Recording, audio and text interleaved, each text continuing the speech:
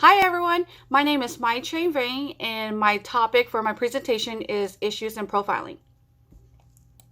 The definitions of profiling is defined as a recording and analysis of a person's psychological and behavioral characteristics to assess or predict their capability in a certain sphere or to assist in identifying a particular subgroup of people. Profiling is known by a variety of terms, including criminal investigation analysis, crime scene analysis, behavioral evidence analysis, criminal profiling, and criminal behavioral profiling. As part of the criminal investigative process, profiling can add depth to crime scene investigation. Behavior of an offender is reflective of his or her underlying psychological process. The appearance of a crime scene can also reveal important information regarding the perpetrator's underlying psychopath, sociopath, or continuing or long-lasting character traits. The two methods of profiling. The first one is inductive. Inductive is used by the FBI and moves from a certain case finding to general theories. For example, inductive profiling derives general principles about the behavior of serial murders by examining and testing particular facts or instances of a large number of solved cases. The second method is deductive. Deductive relies on a general statement or hypothesis and examines the possibility to reach a logical conclusion. A common example is the if-then statement. If A equals B and B equals C, then deductive reasoning tells us that A equals C. So a little bit of the history. FBI's Behavioral Science Units, BSU, started in 1970 as part of an effort to incorporate the principles of behavioral science into law enforcement community. At the FBI's BSU, Robert Ressler and John Douglas began an informal series of ad hoc interviews with 36 convicts starting in early 1978. Douglas and Ressler later created a typology of sex murders and formed the National Center for the Analysis of Violent Crimes. Profiling has received a great deal of attention in the media.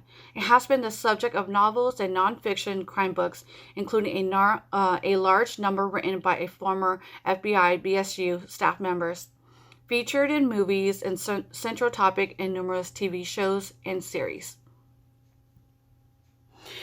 And then the advantages for profiling is that profiling is useful when investigators try to find similar characteristics in serial crimes. Profiling has not been developed as a means of identifying an offender in a certain case. Rather, it has evolved as a means of adding depth to an investigation. Profiling helps assist in conducting psychological examination in cases of uncertain or questionable in nature death, where a profile can assist investigator in establishing the likelihood that the death was a result of natural, accidental, suicidal, or violent crime. Profiling can suggest a new approach of investigation. Profiling can help support investigating officers' theory based on limited evidence as a starting point for further investigation. Help assist in interrogation after the suspect has been captured. Help assist the defense or prosecution in planning and preparing for a case presentation in the courtroom or paving the way for a plea bargain.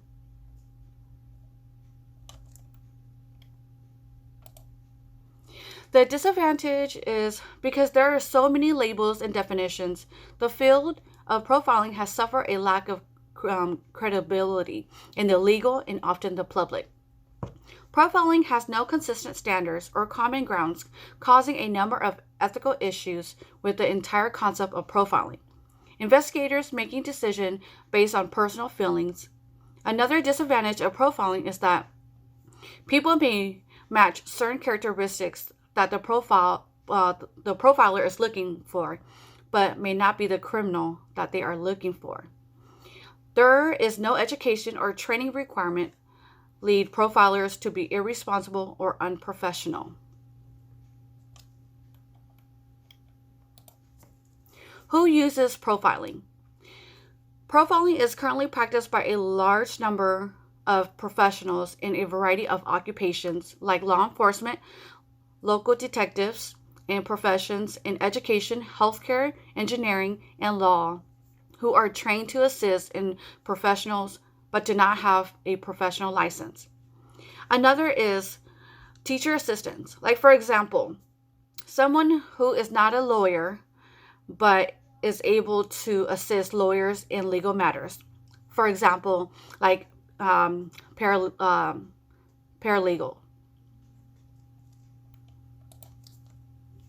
Solutions to common ground. In order to achieve some degree of common ground, the practice of profiling must attain several developmental milestones.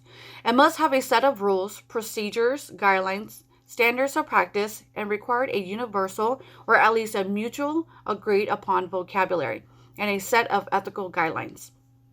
However, profilers in different disciplines were unable to find a common ground to discuss the principles of practice. For example, a police detective has different mandate than a forensic psychiatrist or a FBI special agent, forensic nurse, and so on.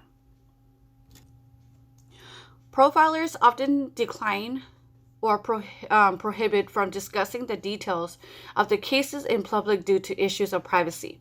In 1999, the Academy of Behavioral Profiling, ABP, nonprofit was created to address some of the ethical concern.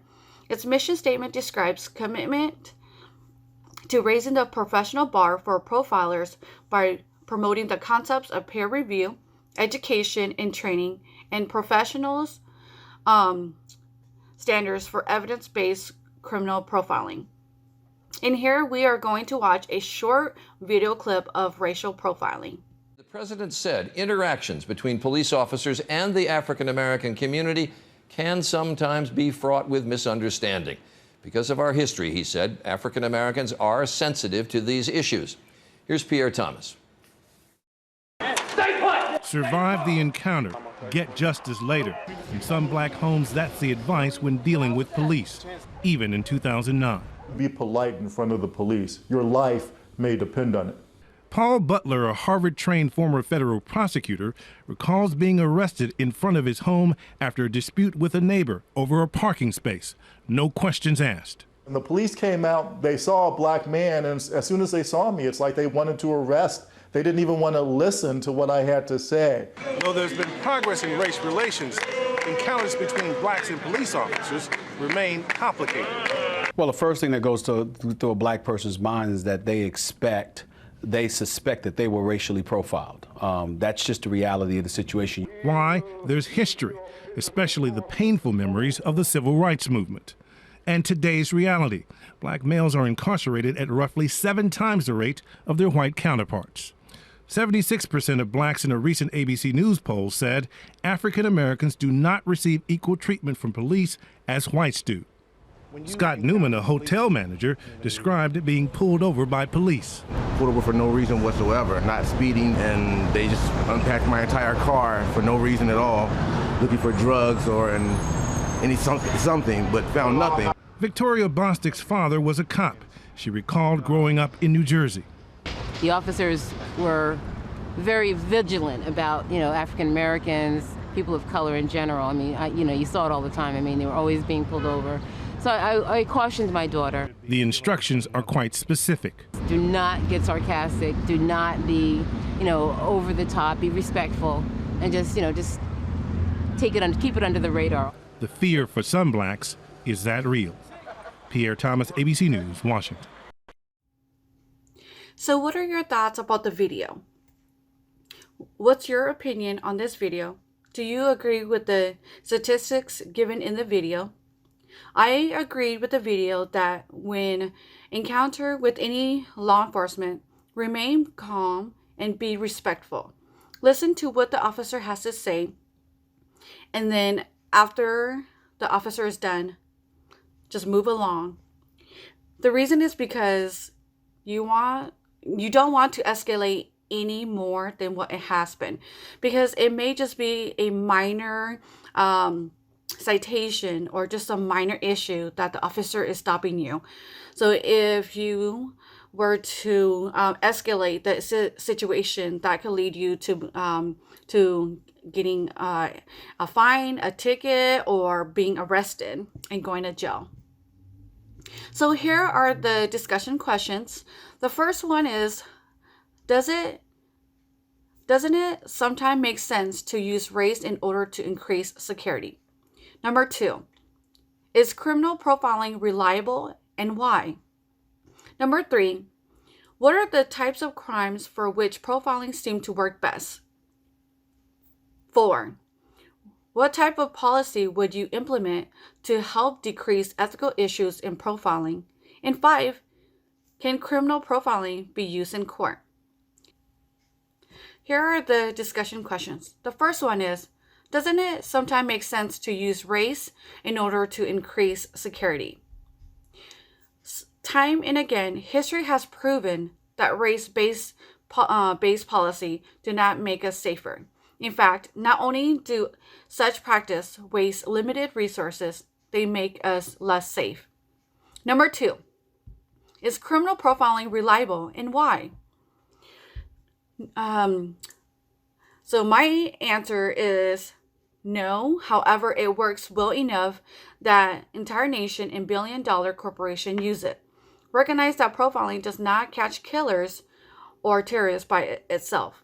Police work in forensic science help catch offenders. Number 3, what are the types of crimes for which profiling seems to work best? In my opinion, in the majority of cases, criminal profiling is used in serial crimes and sexual assaults, and 90% of profiling attempt to involve murder or rape. Number 4, what type of policy would you implement to help decrease ethical issues in profiling? In my opinion, is making everyone being held accountable for their actions, their behaviors. So basically, for example, for every action, there is a consequences. And then number 5, can criminal profiling be used in court? There is a difference between the hard science and social sciences related to testimony and evidence in the courtroom. Some experts said that offender profiling should not be used in court until such process can be validated. So these are my opinion to my questions, and thank you very much. Take care.